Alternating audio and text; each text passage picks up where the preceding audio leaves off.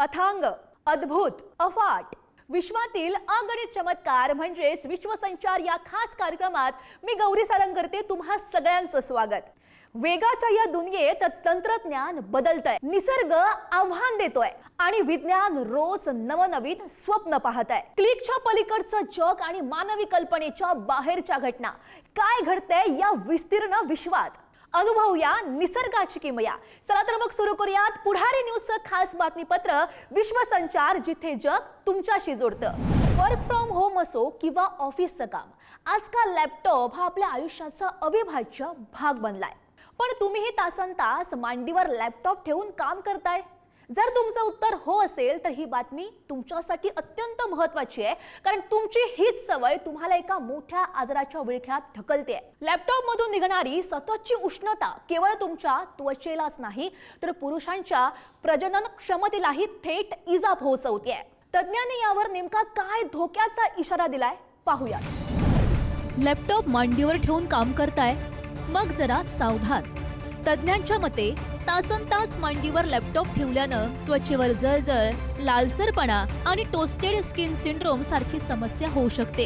या त्वचेवर जाळीदार काळे डाग पडतात। फक्त त्वचाच नाही तर मान, खांदे आणि पाठीलाही मोठा त्रास होऊ शकतो, कारण स्क्रीन पाहण्यासाठी सतत मान खाली झुकवावी लागते। इतकंच नाही तर काही संशोधनांमध्ये लॅपटॉप मधून निघणाऱ्या उष्णतेचा पुरुषांच्या प्रजनन आरोग्यावरही परिणाम होऊ शकतो असं म्हणण्यात आलंय। म्हणून तज्ञांनी सल्ला दिलाय, लॅपटॉप टेबलवर वापरा, कूलिंग पॅड वापरा आणि दर काही वेळानं ब्रेकही घ्या। आरामासाठी घेतलेली सवय आरोग्यासाठी धोकादायक ठरू शकते। अथांग महासागराच्या अशा खोलीवर जिथे सूर्याचा प्रकाशही पोहोचत नाही, जिथे पाण्याचा प्रचंड दाब लोखंडालाही चेंदामेंदा करू शकतो, अशा गडद अंधारात वावरतोय एक असा जीव ज्याला पाहून वैज्ञानिकही थक्क झालेत। पांढरे शुभ्र मोत्यासारखे डोळे, पण रूप एखाद्या एलियन सारखं भयानक। होय, समुद्राच्या 3000 मीटर खोलीवर राहणाऱ्या एका टेलिस्कोप फिशचा थरारक व्हिडिओ सध्या समोर आलाय। तर हा मासा नेमका कशी शिकार करतो आणि इतक्या दबावात नेमका कसा जिवंत राहतो पाहूया। समुद्राच्या अथांग आणि गडद अंधाराच्या खोलीत जिथे सूर्याचा प्रकाशही पोहोचत नाही, तिथे एक अत्यंत विचित्र आणि भयानक जीव राहतो, टेलिस्कोप फिश। दिसायला एखाद्या एलियन सारख्या असणाऱ्या या माशाची सर्वात मोठी ओळख म्हणजे त्याच्या शरीराच्या बाहेर आलेले मोत्यासारखे पांढरे शुभ्र मोठे डोळे। याच वैशिष्ट्यामुळे त्याला हे नाव मिळालंय। हा मासा समुद्राच्या पृष्ठभागापासून तब्बल 500 ते 3000 मीटर खोलीवर आढळतो, जिथे पाण्याचा दाब प्रचंड असतो।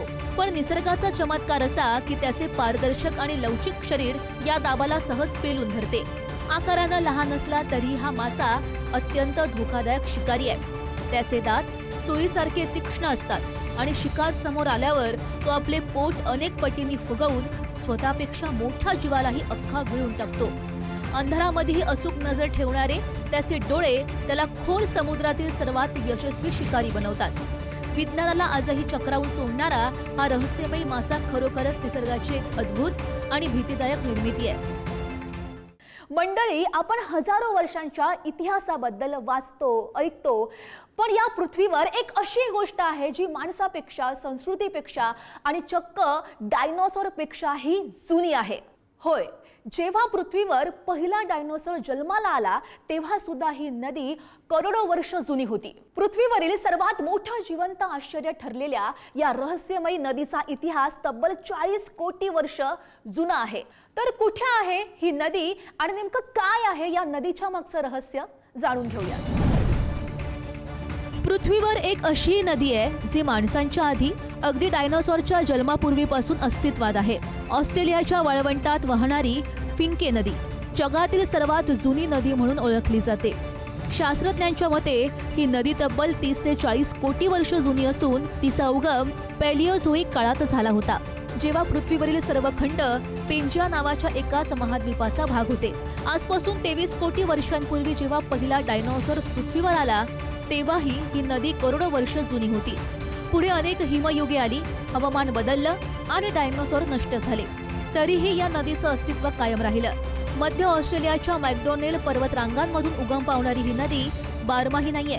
वर्षभरातून अनेक महिने ती कोरडी आणि वाळूचा रस्ता असल्यासारखी दिसते।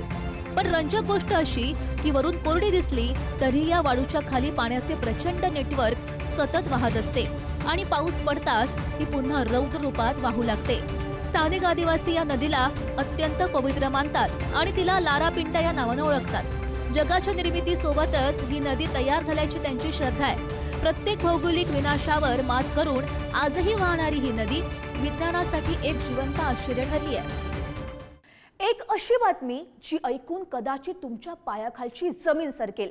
आतापर्यंत आपण ऐकलं होतं की वाढत्या उष्णतेमुळे हवामान बदलतंय, समुद्र पातळी सुद्धा वाढतेय. पण आता निसर्गानं धोक्याची अंतिम घंटा वाजवली आहे. माणसाच्या चुकांमुळे आणि भीषण उष्णतेमुळे आता थेट आपली पृथ्वीच स्वतःच्या अक्षापासून सरकू लागली आहे. होय, तुम्ही अगदी बरोबर ऐकलंय.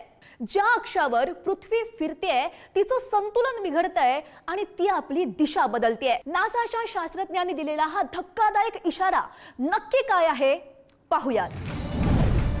ग्लोबल वॉर्मिंगमुळे फक्त समुद्राची पातळी वाढते असं तुम्हाला वाटत असेल तर थांबा. विज्ञानाच्या जगतातून आता एक अत्यंत धक्कादायक बातमी आली आहे. मानवाच्या वाढत्या हस्तक्षेपामुळे आणि प्रचंड उष्णतेमुळे पृथ्वीवरील बर्फ इतक्या वेगानं वितळतोय की आपली धरती आता चक्क स्वतःच्या अक्षापासून दूर सरकू लागली आहे. अमेरिकन अंतराळ संस्था नासा आणि जगभरातील शास्त्रज्ञांच्या नवीन संशोधनातून हा खळबळजनक खुलासा झालाय. उत्तर आणि दक्षिण ध्रुवांवरच्या अब्जावधी टन बर्फ वितळून त्याचं पाणी आता विषुववृत्ताकडे सरकतंय. एखाद्या फिरणाऱ्या भोवऱ्याचं वजन एका बाजूने कमी केल्यावर तो जसा डगमगतो तशीच अवस्था आता आपल्या पृथ्वीची झाली आहे. 1995 ते 2020 या काळात पृथ्वीचे ध्रुव सरकण्याचा वेग पूर्वीपेक्षा तब्बल 17 पटीनं वाढलाय. पृथ्वी दरवर्षी काही सेंटीमीटरनं पूर्वेकडे सरकते. भौतिकशास्त्राच्या नियमांनुसार या बदलामुळे पृथ्वीच्या फिरण्याची गती मंदावली असून आपल्या दिवसाची लांबी वाढू शकते. हा बदल दिसायला लहान असला तरी भविष्यात यामुळे आपली अत्यंत संवेदनशील GPS, नेव्हिगेशन सिस्टीम आणि सॅटेलाइटचे टायमिंग पूर्णपणे बिघडू शकते, असा गंभीर इशारा शास्त्रज्ञांनी दिलाय. दिवस बदलला की जग बदलतं आणि जगासोबत आपण. एका देशातली हालचाल आणि दुसऱ्या देशातलं आर्थिक गणित, तिथल्या घडामोडी थेट आपल्या आयुष्यावर परिणाम करतात. हेच आपण आजच्या विश्वसंचारमध्ये बघितलंय. या सगळ्या घडामोडींसह विश्वसंचारमध्ये इथेच थांबतोय. भेटूयात नव्या घडामोडींसह, नव्या बातम्यांसह पुढच्या भागात. तोपर्यंत पाहत रहा विश्वसंचार, फक्त पुढारी न्यूजवर.